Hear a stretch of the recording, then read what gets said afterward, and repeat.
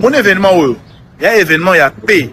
Oh, il fait Sangisa, bah, Congolais et Belé. En commençant, hein, par bateau, tout le monde a des flyers, d'artistes. Mais ceux qui m'ont analysé. Parce que moi, j'ignorais, maintenant, ignorais dans la polémique, comme un musicien. Mais, par rapport à ma commentaire, ma vidéo, on a posté pour un événement, ou pour promouvoir événement de mon côté, vu que j'ai été contacté par le producteur. Nathalie, ma commentaire à Batou, on a battu, bon, c'est plaindre. Batou Mingi, Bazana, flyer, au moins 90%. Et l'artiste pro Fali. Depuis que Gims a comme pro Fali, depuis que Youssoufa comme pro Fali, depuis que Baya Levis, Batiakola, Bato tout bazar, depuis que Bakoma ba pro Fali, depuis que Baredi Amisi, Bakoma ba pro Fali. C'est Léo. Sachez-le aujourd'hui, c'est pas parce que c'est un concert caritatif qu'il n'y a pas de critères où ils ont ça là que tel as à la présent, l'autre as à la présenter, tel as à la contacter, l'autre as à la contacter. Il y a toujours. Arrêtez la musique. Arrêtez. Katazoba. Big up la famille, Mbote bonjour et bienvenue sur Boalououd TV et bienvenue également dans Katazoba, la chronique Antello. Vous êtes en compagnie de la gourou de son temple, moi si à vision Banga état d'esprit, Tozongi dans ce nouveau numéro et pour se parler mesdames et messieurs. C'est un plaisir pour nous d'être là pour vous, la Boalououd Family et tous les Boalos.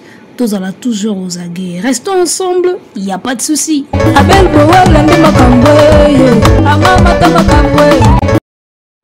Alors, nous vous signalons que nous avons du bruit de fond. Bon, mais quand on supporte bruit de fond, parce que les conditions où tous tourner, les conditions où tous enregistrer, et c'est un bruit de fond, et zala. Bruit, conditions et bruit de fond. Et donc voilà, mesdames et messieurs, alors, vous connaissez très bien cette polémique qui tourne autour de ce grand concert de solidarité pour la situation de l'Est de la RDC, hein, un concert caritatif et organisé par un producteur, d'accord, avec beaucoup d'artistes de renom.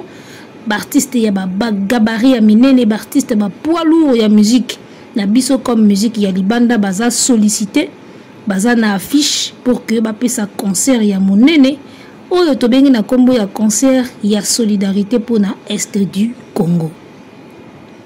Alors, elle est où la polémique? La polémique se situe au niveau où vous savez un concert de solidarité mais qui isole certains artistes. Est-ce possible? Pourquoi ça s'est passé ainsi? Est-ce que tu as la concert et la solidarité pour la Est et la RDC et tu isolé bana monsus ya RDC? N'habitez à Sobino trouver un logique. On va essayer d'analyser sur ça, mesdames et messieurs. Comme nous le disons toujours, sans parti pris, d'accord? Toujours l'esprit, il y a église au milieu du village. Bisuzaka wana na katikati. Et cause à la milieu du village, il y a hypocrisie. Il n'y a jamais hypocrisie. Cause à la tendance. D'accord? Cause à la tendance, n'est pas hypocrite. Parce que quand banga koloba vérité, tout défaut, il y a musicien oh yoku misaka. Wanande maman na hypocrisie. Cause à la milieu du village, ils n'ont jamais hypocrisie. Parce qu'avant tout comme on a tendance to utaka na milieu du village. Na oki jeune moko boye, moi na moko boye lobi cause à la milieu du village za hypocrisie. Ils n'ont jamais hypocrisie. Tango bolo abonza kwa zo sala nganda ya banganga na RTNC to yebaka teki un jour ba tendance ko bimaka ndenge koma lelo eza internet mutu ye nango eza nzala ya Congo mutu komisa batu ba pro kingandi. D'accord? Remarquez même l'expression pro Fali pro Ferry et y na internet. Est-ce que na époque il y a OZRT ko ko ba pro mutu? Est-ce que na époque où ba RTNC zo sala ba émission yo kukai ko ba pro kingandi? Terme wana na ba pro. Et na internet. Donc to banda na milieu du village, lelo nde banzala mboka na lokoso ya ba vue ya mbongo YouTube et komisa biso na ba tendance pour to gagner plus. D'accord? N'empêche que ba o balingi ko zala au milieu du village, bazala yango. Un garçon comme Degem, je crois qu'il est au milieu du village. De temps en temps, il peut dire certaines vérités et ça, c'est bien. Batabo na société, baza soutien. Tout ça, quand on a bateau, soit bazo lécher le cul à Fali, soit bazo lécher le cul à Ferré. Inosbi et ainsi de suite. Tokomika bongo. Omoni défaut kolobate yo lobaka côté bien. Et yo kumbusaka côté bien côté défaut kolobate sona lobi batu ba se désabonner. Tokomi ndengwana. Et aujourd'hui être au milieu du village ce n'est pas de l'hypocrisie. D'accord? C'est juste une façon ya kolinga kozala libre ya koloba makambo telles qu'elles sont. Neti débat o ya solidarité. Concert ya solidarité. On sentir que bateau va se défendre des musiciens oyo.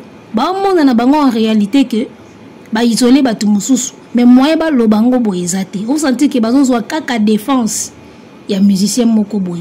Ils sont obligés de le faire sinon e baluke la bango mabe. Ba ozo ba coup de téléphone, ba ozo ba appel, ça va tourner mal. Donc bangonde baza dans l'hypocrisie. Bateau baza na ba penchant, bangonde baza na hypocrisie. Jamais mouti à milieu du village azala na hypocrisie. D'accord? Moutou moko te waza profali le loi ko ya lobaki injustice eza na concert. Ba lobangote ils n'auront pas le courage de le dire. Alors que batou tout bazo mona ke boza la concert bo isoler batou mususu. Ça se voit. Naina loba boye batou va réagir. Mombaya mwana wana bev na jeune moko suba lobela fali mais tala maté boye. Alobela fali mazaka na ba 200 vues, ba 300 vues na kamwaka. Tu parles de Fali, mais tu n'as pas assez de vues. Nakamwak. Donc le nom de Fali ne suffit pas. Hein? Qu'est-ce qui manque? Citoyens ou citoyens du ciel. Alors, la Fali, mais on a 200 vues. Et comme si le nom de Fali ne suffisait pas. Et c'est Nganine. Alors, concert de solidarité, tout le monde est artiste, tout le monde est Gims, Singila, Dadju et ainsi de suite. Des games à lobby pour naïe. À mon avis, il y a des commentaires qui battent belé, bazo réclamé, qui battent artiste et moussou très remarquable. Absence de bango et zomo na makasi. Atali na ba commentaire, à m'équipe ko benga artiste et poye ba si ils ont été contactés ou bango moko ba boyi au sentir que les artistes n'ont pas été contactés. Ils n'ont pas été contactés. Alors, des games à sali sortie médiatique naie à lobby wazaki na ona mutema. Bomba ya recadré, moi na ona beva ko recadré, citoyen du ciel abîmé ko recadré. Alors on a ko recadré, tengana ko loba c'est que je pense. Mesdames et messieurs, nous ne sommes pas des gamins, OK? Bon mon arabatu loko la bana mikete. Les gens savent voir, les gens savent écouter, les gens savent analyser. Il y a des grands analystes ko le kabiso même na banda ko na bango baza. Mais baza ne na courage ya osala ba chaîne lo wa bisoté. Ba maman na analyste ba vanda batala ka na musika. Mais s'ils pouvaient analyser, bah quoi analyser peut-être qu'on les cannabiso. Alors j'allais dire ceci, ne prenez pas des gens pour des enfants, pour des gosses ou pour des idiots. Lorsqu'on parle de la majorité, d'accord? C'est ce qui compte d'ailleurs dans ma Kambébélé, c'est la majorité qui compte. Lorsque la majorité remarque, lorsque la majorité parle, c'est comme ça qu'on tient compte. Nango, parce que c'est la majorité qui le réclame. Batu belé bazolo balikambu oyo ya absence ya artiste misusu ya minene pe na mboka na biso na événement oyo bazati. Soki batu belé ba comme déjà ko sala ba remarque wana, ne venez pas ici comme des enfants. Oh, est-ce que c'est les repères profali? Est-ce que depuis quand Gims a comme profali? Mais non. Tenez compte de la majorité, batu bazala miso ko mona bazo mona. Tu remarques que dans le concert Oyo, absence il y a Inos Bieza, absence il y a Ferigola, na ya Kofi Olomide. Pour ne citer que ces trois, ngana suki na onka na bango. D'accord. Les gars, entre nous soit dit, tous à la mikolo, tous à la bateau, ba na cerveau. Est-ce que lelo na Congo, un événement de solidarité à Est et koki ko salama sans moi na lokola Inos Bi? Tous à la pena batu totika ba sentiment na totika ki pro kingandi na ki pro kingandi. Est-ce qu'on peut avoir aujourd'hui un événement autour du Congo, autour de la Est et de la RDC, sans que Inos Bi azala? De quel Inos Bi on parle? On parle de l'Inos Bi qui est venu de Goma. De Goma à Kinshasa, passé par un concours, il a été révélé un talent à Bimina Musique à Bandi Carrière. On parle de cet Inos Bi là qui a cartonné avec une chanson que tout le monde connaît, sans couteau réfléchir, yo peba pesa yo. Oui, c'est la tour du monde tout le monde. On parle de cette Inosbi là. Alors posons-nous les bonnes questions les gars. Est-ce que na Congo Tokoki Kozala na un événement qui parle de la est du pays, RDC, de l'est du pays plutôt. Il y a RDC. D'accord, notamment Goma parce que c'est là que ça se passe. Ici quand Inosbi à Outa, ici quand Inosbi à Vivango. Moi nango si quoi comme star monene. Ape na renom nae, ape na bafan nae, ape na kombo nae. Est-ce qu'on peut parler d'un événement autour ya eloko moko ya est sans moi na logo la Inosbi na kati? Tu verras que c'est pas normal. Mais comment na logo la bef agoya go défendre ngo. Comment na jeune logo la citoyen du ciel agoya go défendre ngo. Déjà dans logique ils ont tenir té. So total non na ndenge ka ya logique ya masolo ya est ya RDC. Ko isoler Inosbi, et ça déjà na sens té. On parle de cette Inosbi qui a été à Goma, à Salaka Mobimba, réfugié à Tonga Bandaku, pour bateau bazaki ba déplacer à volcan ba vanda. On parle de cette Inosbi là. Que le projet à Goma est à isoler les lots. Concert et à solidarité est à isoler. On parle de cette Inosbi là qui a une fondation où il y a de temps en temps descente na Goma pour na kotika moi quelques vivres. C'est de cette Inosbi là qu'on parle. Et il y a un projet solidarité. Bo vandi bo mo nango normal, bozo ya na ba caméra bozo défendre nango. Mais ça na sens té. D'accord? Poto sukaka wana na Inosbi. Ya moni HB ndeko na ye. Asali commentaire wana lobi ça n'a pas de sens. C'est sur base de quels critères vous prenez les CLO, vous prenez les Redi Amisi. Oh critères et kozanga et pas Inosbi. Maman, critères yangoni parce que mon baya parle des critères. Critères nini bokokuta et pas bailo kanto ou bokomone et pas Inosbité. Na contexte ya concert ya caritatif tozolo ba bien. Na contexte te ya koyemba, ya kobeta rumba, ya ba nombre d'albums à succès, to ba nombre de chansons à succès. T. D'accord? Sur base de critères. Critères nini ou bokokuta et pas CLO ou Inosbi a kozangango. Critères nini? Pona nzembo ebeta mokili mobimba. Inosbi na Redi bana nzembo ebeta koleka yo pe ba pesa yo. Toke côté ba followers. C'est Léona Redi Amisi. Bana ba followers koleka Inosbi. Mais habitez, vous parlez de critères, on veut bien. Mais critères nini bokokuta pas c'est Léona Redi o Inosbi a kozala nangote. Na contexte ya solidarité nazolo ba bien parce que bokoya o ba rumba. O ayemba ka rumba te. O nini te. Tozo ba mamba oyemba te. Parce que mutumoko na yo ki ya lobi ono makamba concert oyo objectif nango ezate ko yemba na ko bina objectif eza ko réunir ba fonds d'où il faut ba star ya pointure à likolo bazala ya on azoloba quel que soit le critère bokopona na contexte ya solidarité Inosbi a ozalaka na ba critère wana tout se voilà face témoin na azalaka na level mo boy soki bozui seleo bozui bill bozui Redi. Critère nini kozala na ba 3 personnes wana oyo kozanga na Inosbi. En termes de popularité, aleki tous les 3 vies wana na popularité. En termes de followers, en termes de nombre de vues, aleki ba vie wana misato. Redi Amisi kozala na solidarité, c'est le kozala bila kozala. Inosbi kozala te vraiment.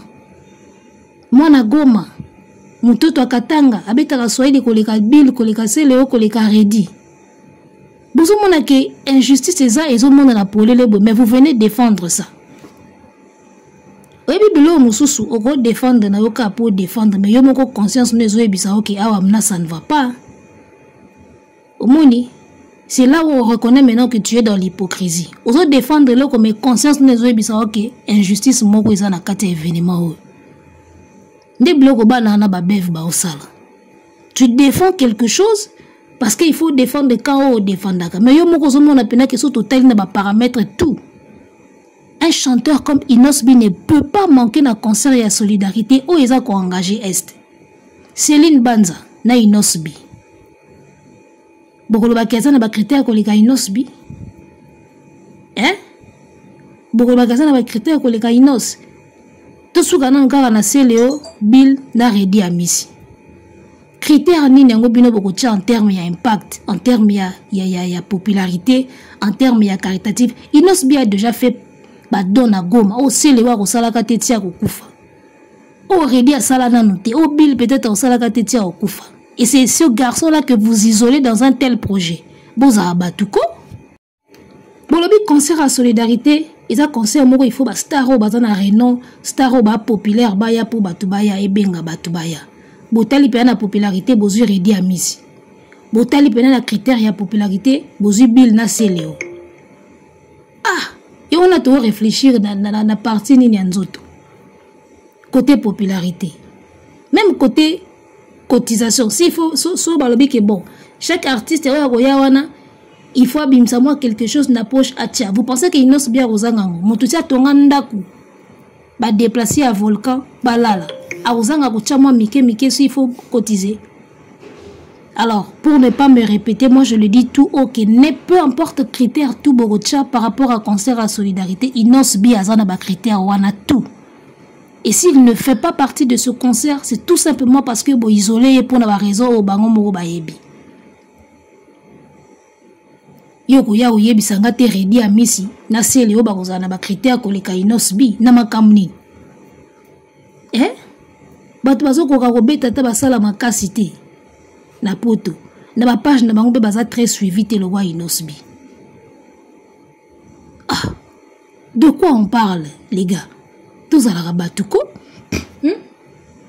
Alors mutumoko boina kombo citoyen du ciel à lobby. Concert oyo eza ya falite eza ya ba producteur azana droit ya kopona mutu alingi. Oui mais producteur azana droit ya kopona mutu alingi. Au moins les producteurs baye barabiso même bato libanda bamboka mususu baye baraba problème to na Congo. Une grande partie Afrique francophone baye que Fali na faire simbati. D'où un producteur qui vient solliciter Fali automatiquement ko isoler Ferré. Baye bana banki ba polémique wana ezalaka. Baye biango boloba na balingala banini me balandela ngo baye biango. Na Cameroun, na Côte d'Ivoire, qui fait na Fali et Bélarate. D'accord? Toi, tu vois un événement où Fali sera sur le podium, tu vois faire dedans. On a déjà qui est pesaté. D'où même na producteur pour nous prévenir. Alors, ça la la bongoté. Alors, ça ne peut pas être Fali directement que Fali Moutaloué que Bobenga yete. Peut-être qu'il a dit ça, peut-être pas. Tout ça peut la profiter. Mais connaissant déjà les tensions où il y a la polémique entre Fali, Ferina et Inosbi, même un producteur le savent. Même Kofi na Fali ndenge bela raté, les en dehors baebi. Liban namboka baebi. Donc quand un producteur sollicite déjà Fali, na mutu na yaebi déjà que Ferina ozalate Kofi te Inosbi te. Même sans qu'il y ait tout na vie à Fali. Déjà qu'il y a une attention à la polémique. C'est comme ça que Batubazo Lobake, concernant une influence, il y a Fali. Ce n'est pas Fali qui a fait le casting. D'accord? Mais producteur ou azobeta événement, sûrement un producteur ou ya yebi déjà n'engi ba musicien ba yo kanate. Yango moni bengelipe et que moi genre. Oh Gims mais Gims azala na Fali. Polémique ya Gims na Fali ne se prononce pas. Basala ango na cessé. Il y a des moments où bakutanaka. Vous avez la photo au bangono so balata pembe Fali Gims Dadju balata ba pembe. Vous avez la photo wana, bana ba vidéo wana, bana ba place bakutanaka. Malgré na cessé bagana ba guerre. Mais s'il faut bakutanaka déjà. On a vu les concerts na Sofitel na Côte d'Ivoire, Fali Gims Dadju, même podium, place à Benga et grand frère. Bon bakutanaka déjà, c'est pas un problème. Bakutanaka déjà.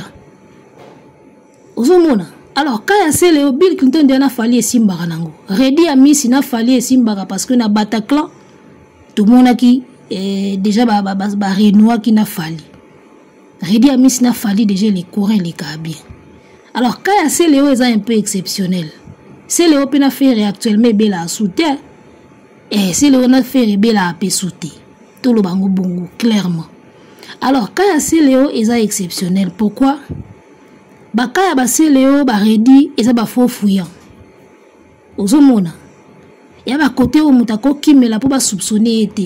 N'a pas ça bien exemple. Moi, c'est un d'accord, ça ici fait à isoler Banambanda. Vous comprenez?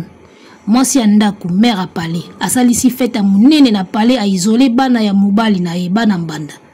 Siko po bima mabete abike batu bakoloba, batu ba critiquer na famille na quartier bakoloba. Po bima mabete abengisi bana quartier, abengisi ba collègue. Po bima mabete, po sala ki asali ka fiti ya bana na ye moko te tala pe bana quartier bazalaki. Alors que bana quartier, ça n'a rien à voir na contexte oyo ya fête ya famille o isolé bana mbanda. Ozomona na contexte tozali d'où présence ya ba Séléo, ba Redi, ba Bill. Alors, présence ya ba Séléo, ba Redi, Miss na ba Bill Clinton, eza juste ba élément oyo ba tia qui peut permettre bino besoin moyen ya défense au bo défendre nango. Ba citoyen du ciel, ba Bev, ba Mombaya, ba Touana tout. Présence à Séléo na Redi a Miss na Bill. Ezaka ba élément ou ba tchaki wana pour pesa bino moins moyen ya défense. Parce que le soko lobika Séléo kuta finga fali meaza. Ezanango 12 t Séléo kutwaza, Bill kutwaza, Redi kutwaza. Ba pesa bino ka ba élément ya défense pour se défendre bien. Mais en gros, yaya Inos bina Redi. 1000 fois Inos bi. Même si vous passez na vote bo monango. Même si vous passez na vote bo monango, Inos bina Redi 1000 fois Inos bi. Séléo na Inos bi 1000 fois Inos bi. Bill Clinton na Inos 1000 fois Inos. Ce qui tembe bo passer na vote. Moi je demanderais même à Degem à ça la sondage naï, n'enga ça la sondage. So tembe bo ça la sondage moi amuke. Inos bi Redi, Inos bi Séléo, Inos bi Bill. Bon moi ande bat ba voter 1000 fois Inos bi azala kuna. Boniko concert bon ça la pona goma, moi na goma zate et puis vous à l'aise bobité eza nango 12 t. Analyse en bosa ngondeni. Alors, yango somo na makamba boye, même si Fali n'a pas mis sa main ou sa bouche na casting, bah tu vas penser qu'à Kizaï. Parce que t'as la choix ngondenge ki. Yaya, moi je ne vois pas un événement au nom de Goma, de l'Est de la RDC sans Inosbi. En tout cas, je ne vois pas ça. Au moins à Zalate, au moins à la tournée naïe. Mais Inosbi là présent dispo. Concert moko en termes de solidarité pour la STRDC sans tigre. Yaya, il a robeta libanda. Il y a grave. Toké na kaya Kofi Olomide. Est-ce qu'on peut faire un concert de solidarité au nom de la RDC? Na STRDC sans icône logo la Kofi. Malgré Bamabe nae. Parce que n'oubliez pas, on a un impact nae. Est-ce qu'on peut faire un concert de solidarité, il y a Est sans Kofi. Kofi qui a chanté pour l'Est, Kofi qui a tenu des propos dans l'émission Papa Sango et Memela qui est même pas problème. Est-ce qu'on peut faire un concert de solidarité sans Vio Nazala? Bon, mon naka qui est logique. Nakaya Inosbi c'est pas logique, Nakaya ya Kofi c'est pas logique, Toe Nakaya Ferré.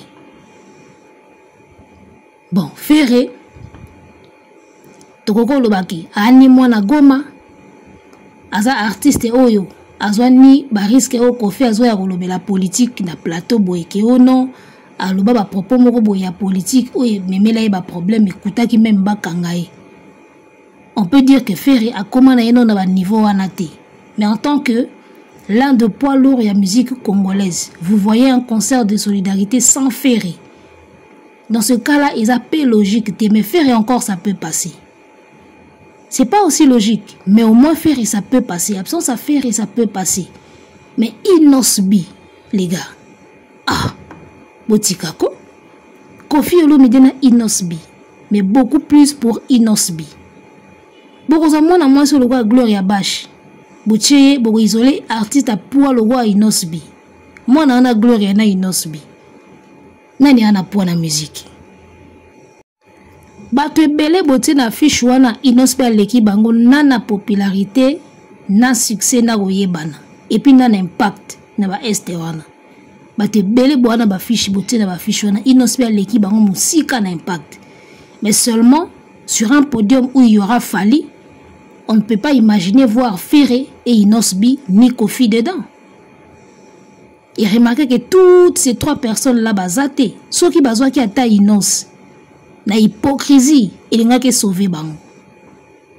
Moi je vous dis par hypocrisie so besoin qui ata innocent ya pamba botika na bino faire botika kofi ça pouvait au moins vous sauver. Neti nga soki déjà innocent bien azalaki nenga na sa nanga analyse oti na linga ki na sala nanga analyse o te soki kaka innocent bien azalaki na concert à solidarité parce que innocent bien déjà c'est bon. Ozomona une bonne hypocrisie bosali yango na Redi bosali yango na Bill bosali yango na Seleo mais simbika ate parce que Bill Clinton ayokana na Fali Redi a coopéra bien na Fali d'accord Seleo akomani mami na Ferry Seleo agana ye mutabi kinde bizonga ça peut passer. Ozomona ça peut passer ba Seleo ba batoyo afinga ko Fali na musika mais so akuta na podium a ogumbama Seleo azaba nature wana. Il fallait ayebi que yena Seleo même si bakuta na podium moko Seleo okita. Mais il y a de ces artistes là aussi bakuta na Fali ni na même na podium même na coulisses. Ils abina mutu hein. Ils abina tetu. Yango moni batuana bazana concert oyote. Nga nazo tia faute na Fali te.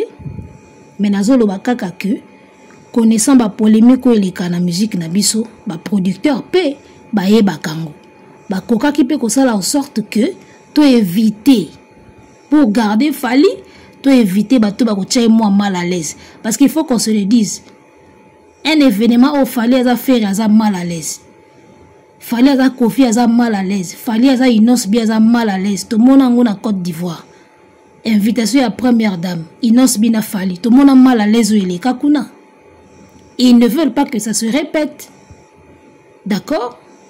Na chengambu na Fali te mais producteur baza kapé au courant ya ba polémique eleka na mboka na biso.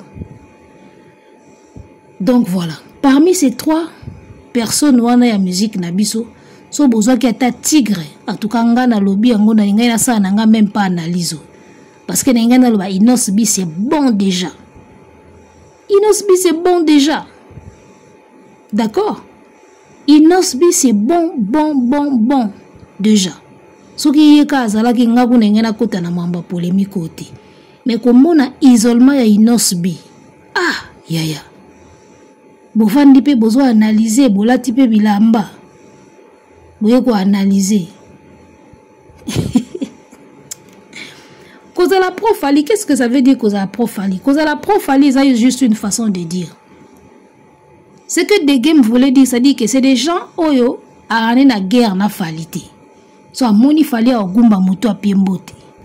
Après il y a de ces artistes là aussi a moni fali et qui ne bena ngwako. Ya on ande babo un événement. Ozomona. C'est dans ce sens là, c'est pas que pro fali moko boya pro falité.